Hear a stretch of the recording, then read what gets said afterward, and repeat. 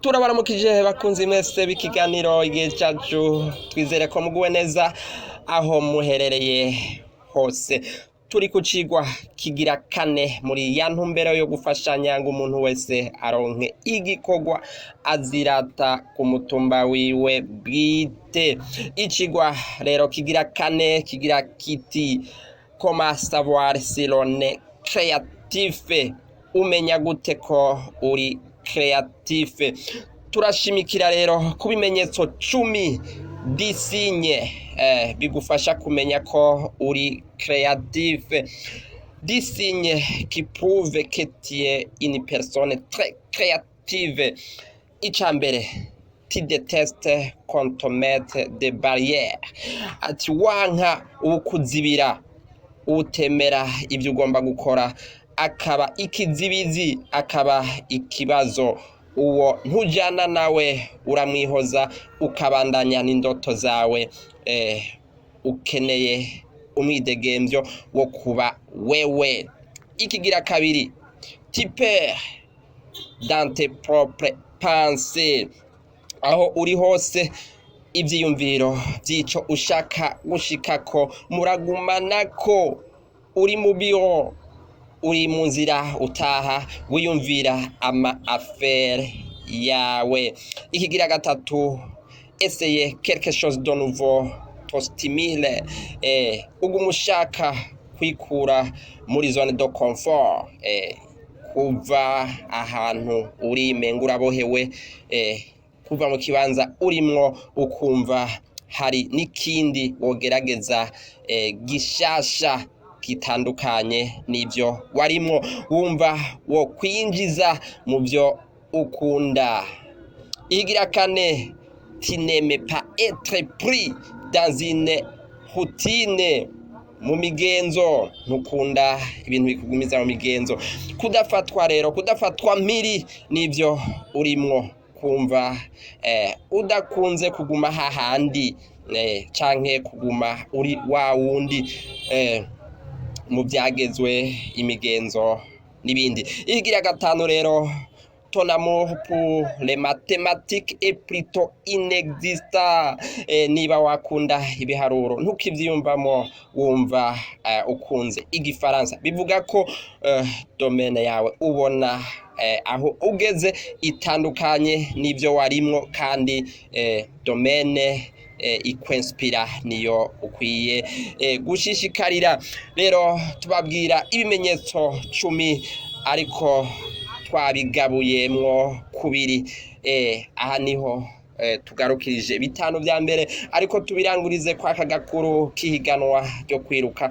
Umusore yari abishoboye agira ikibazo c'ubukene, yari umukene ariko yarashoboye kwiruka. Niko rero kuja mu mahiganwa yarafise ibutura imuroka, ahitamwo kuyibohesha umugozi. Atanguye kwiruka, ageze hagati abo bari kumwe abona bariko baramusiga. Abavyeyi biwe baramugerageza ati iruke wapi.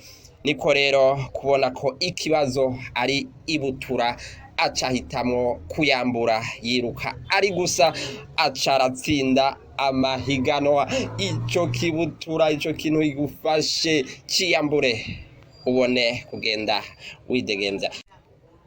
Turabandanya rero avec les 10 signes qui prouvent que tu es une personne très créative. Ibimenyetso 10 bigaragaza ko uri créative. Ica gatandatu rero kivuga ngo une vague d'inspiration te vient dans les moments les plus inattendus. Wumva ibyiyumviro byinshi byisuka bw'ivyo wokora, ama inspiration yisuka nk'urubura. Ivyiyumviro byo gushinga ishirahamwe, ivyiyumviro byo gukompoza indirimbo, ivyiyumviro byo gukora udandaza rutari rumenyerewe n'ibindi. Icindwi, tu as gardé ton cœur d'enfant. Hari ibiguhimbara vy'ivyabaye ku buzima bwawe, n'ubu uguma unezererewe. Amafilime waravye n'ibindi, ivyo bikaguma biri mu mutima, ariko kandi bifise ico bishobora kungura.